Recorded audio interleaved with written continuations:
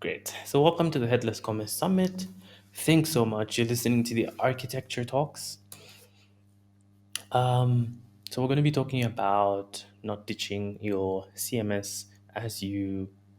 So, the title of this talk is Headless Commerce. No, you don't have to ditch your CMS. We're going to be talking about not ditching your CMS as you try and get into adopting a headless commerce architecture.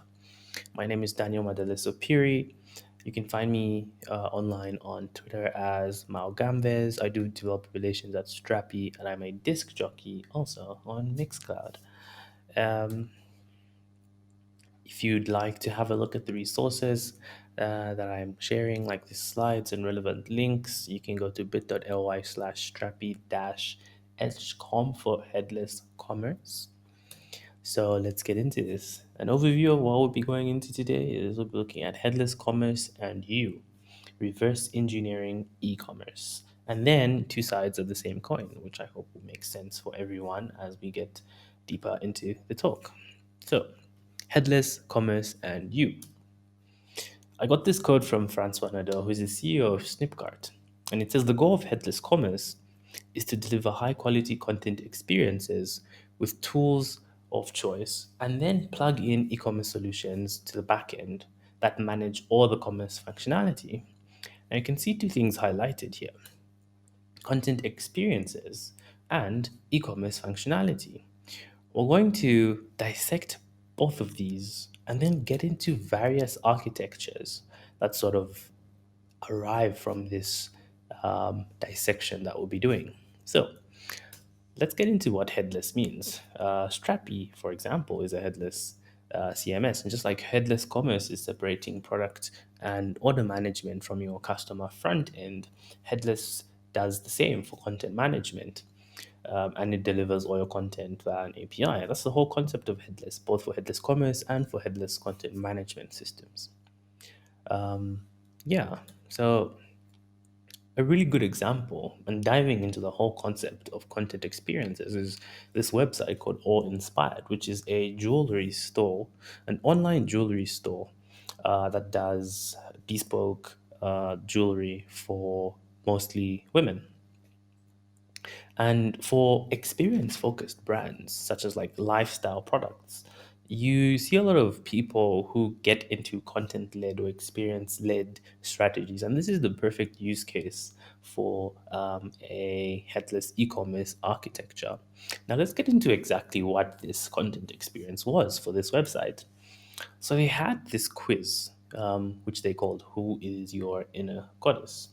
Where you answered a bunch of questions, and at the end of the quiz, they told you which of their products suited the character you got. So you have a bunch of Greek goddesses, Athena, and at the end of the quiz, you get recommended, like you can see at the bottom of that screenshot, a bunch of jewelry that is aligned with that persona that you got based off the questions you get. And I think that's a really cool experience because humans are emotional creatures and we buy off emotion. You answer a bunch of questions and you're told that this is the goddess you represent. And then you dangle a bunch of products in front of me. I'm most definitely going to buy that. So this is the power that content experiences add to e-commerce or headless commerce in general. Now let's get into the other part. We want to discuss the e-commerce functionality, but before we can dissect that, we want to, or rather, sorry, I want to reverse engineer e-commerce. After doing a bunch of research, we sort of abstracted these five parts or facets of e-commerce functionality.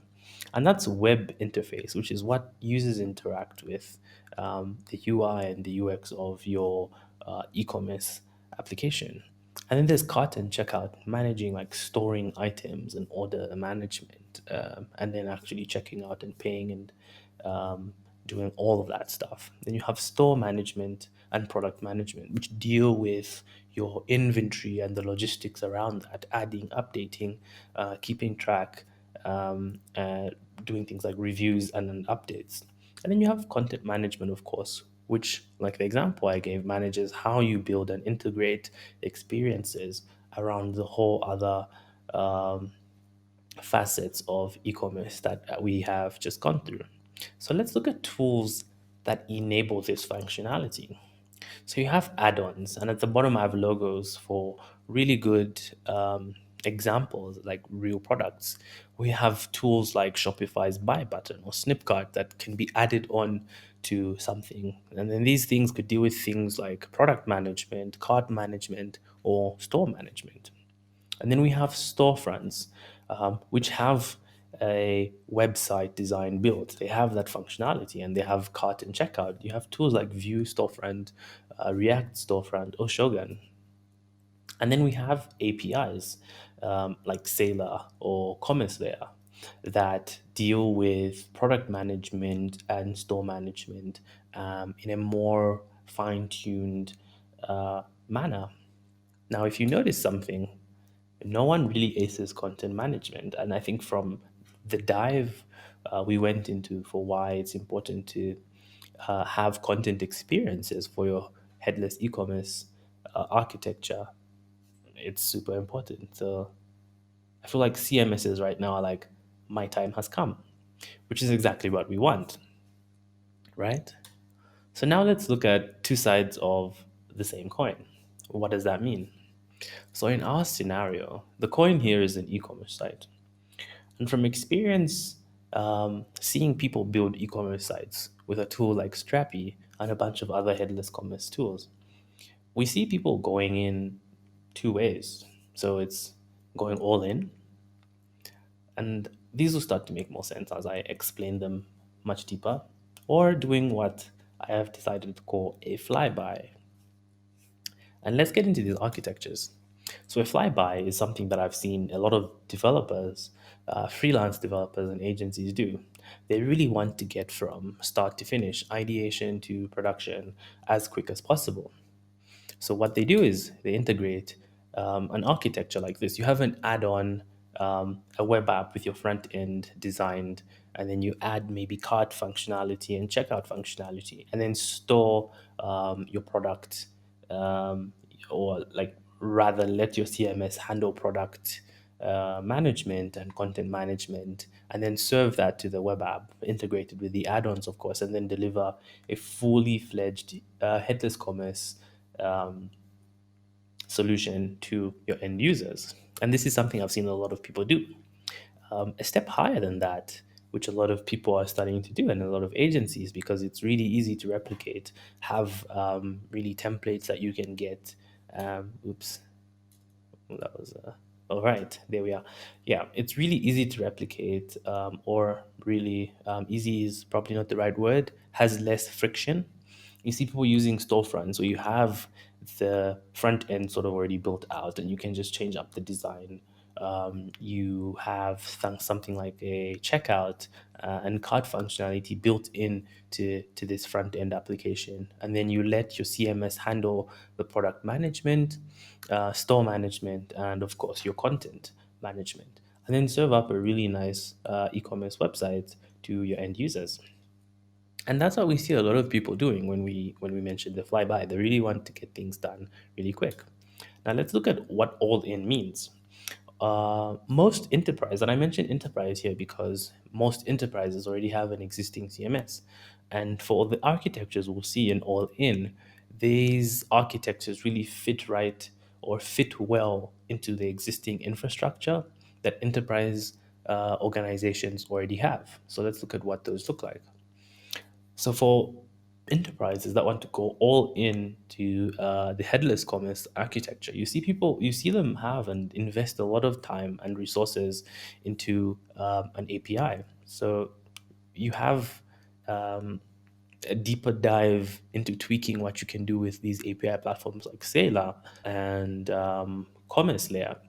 And then you integrate that with your CMS and fine tune your content experiences.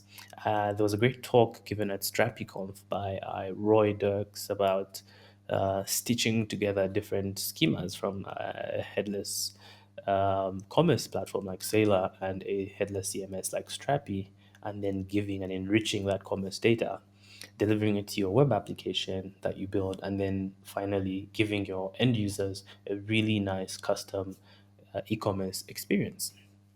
And this is all really cool. And then the last one we see here is really investing a lot of time into a custom storefront and then hooking up an API to that. And then, of course, fine tuning your content experience via your CMS and then delivering that to your end users. There'll be examples for applications built that have these architectures and resources that you can follow if these are things that you think you'd love to try out. Uh, the resources can be found at bit.ly/strappy-edgecom, edgecom for Headless Commerce. And I would like to say thank you very much. I've been Daniel Phiri, and it's been a pleasure explaining to you and sharing with you my experiences of headless commerce architecture that I've seen people use and adopt that do not ditch their CMS. So hopefully that's been useful. Thank you very much.